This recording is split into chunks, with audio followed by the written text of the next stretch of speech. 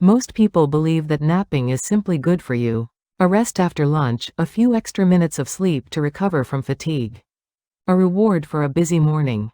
The idea that napping could be quietly increasing your risk of Alzheimer's disease, type 2 diabetes, and cardiovascular disease sounds almost impossible.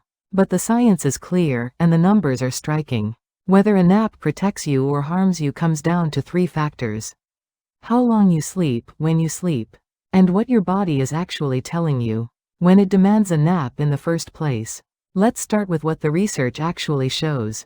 A meta-analysis drawing from cohort studies, tracking hundreds of thousands of people over many years, found that individuals who nap for 30 minutes or longer have a statistically significant, higher risk of all-cause mortality, cardiovascular disease, and metabolic disease, compared to those who do not nap or nap briefly. More specifically, napping for more than 60 minutes is associated with a 30% higher risk of coronary heart disease, a 20% increased risk of type 2 diabetes, and a 20% higher risk of obesity. People who nap more than 30 minutes are 41% more likely to develop high blood pressure. Every additional hour of daily napping raises mortality risk by 13%. And each additional nap episode per day raises it by 7%. These are not small numbers, and understanding why they exist is the most important part of this conversation. The first mechanism is circadian rhythm disruption. Your body runs on a precise 24-hour biological clock that governs when dozens of hormones are released, when your blood pressure rises and falls, when your digestive system runs, and when your immune system is most active. This system depends on a clear separation between wakefulness during the day and sleep at night. Daytime sleep disrupts the homeostatic sleep drive, the gradual buildup of a brain chemical called adenosine that creates pressure to sleep at night. When a long nap discharges that pressure during the afternoon, you arrive at bedtime without enough sleep drive to fall into deep sleep easily. Night sleep becomes lighter and more fragmented. You wake the next morning less restored. Fatigue builds. You nap longer the following afternoon. The cycle repeats and deepens, slowly dismantling the architecture of healthy sleep. The second and perhaps most alarming connection is between long napping and Alzheimer's dementia. A large cohort study published in 2022 found that older adults who napped for more than 1 hour per day had a 40% higher risk of developing Alzheimer's disease compared to those who did not. A 2025 study added a crucial detail about timing. Morning naps were linked to significantly higher Alzheimer's risk, while early afternoon naps were actually associated with lower levels of amyloid beta protein in the brain. The same behavior, a daytime nap, produces opposite results, depending on when it happens. Morning napping is a behavioral signal that nighttime sleep has failed. During healthy nighttime sleep, the brain's glymphatic system activates to flush amyloid beta and tau proteins, the toxic compounds that accumulate in Alzheimer's disease. When nighttime sleep quality is poor, this cleaning is incomplete. Amyloid beta builds up, begins to damage the brain structures that regulate wakefulness, and generates excessive daytime sleepiness, particularly in the morning. That morning sleepiness leads to morning napping, which further disrupts the nighttime sleep cycle, which further impairs the brain's nightly cleaning. This is a vicious cycle that researchers now identify as both an early warning sign of Alzheimer's progression and an accelerating factor in that progression. The third mechanism connects long napping to type 2 diabetes and obesity.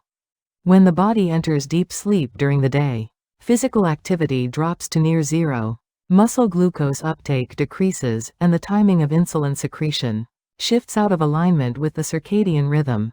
Large-scale research has found that people who nap for more than 1 hour daily have a 45% higher incidence of type 2 diabetes compared to non-nappers. A study specifically focused on women found that napping longer than 30 minutes significantly increased diabetes risk.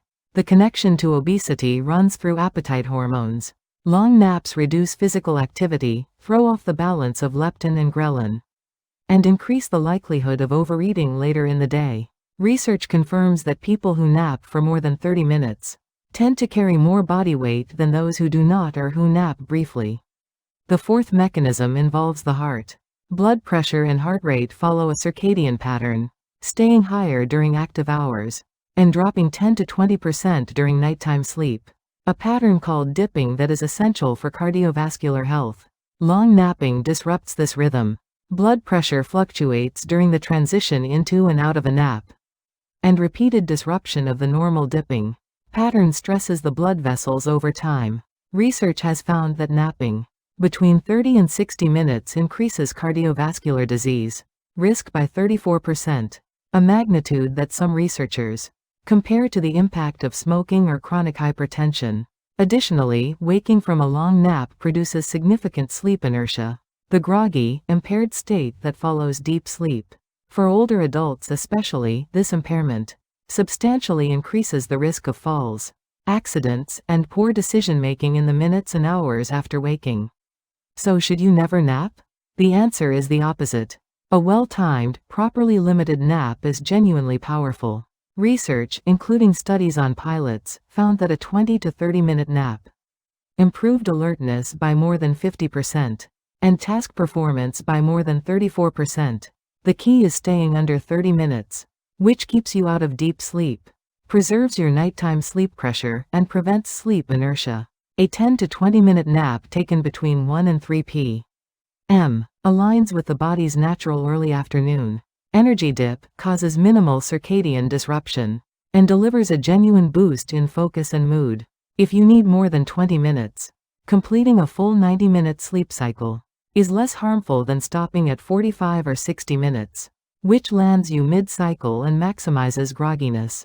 Napping after 3 p.m. increasingly risks interfering with nighttime sleep and should be avoided. Here is a practical 7-day plan. On days 1 and 2, observe and record your current napping patterns without changing them. Note the time you nap, how long you sleep, and how you feel afterward. Starting on day 3, set an alarm for 20 minutes from the moment you lie down, assuming 5 to 10 minutes to fall asleep. Your actual sleep time will be roughly 10 to 15 minutes. On days 4 and 5, fix your nap window between 1 and 2 p.m. On day 6, try skipping the nap entirely and observe how quickly and deeply you sleep that night. On day 7, compare your energy and alertness following a short nap versus what you experienced with longer naps in the past.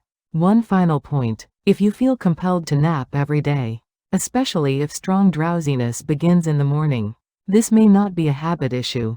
Excessive daytime sleepiness is a recognized symptom of sleep apnea, hypothyroidism, anemia, diabetes, and cardiovascular disease. A long daily nap may not be the cause of your health risk. It may be the messenger. If you have been napping heavily for months, or your daytime fatigue is worsening, please see a physician. The nap is a signal worth reading. If this video changed how you think about your afternoon rest, please subscribe and share it with someone who spends a little too long on the couch after lunch.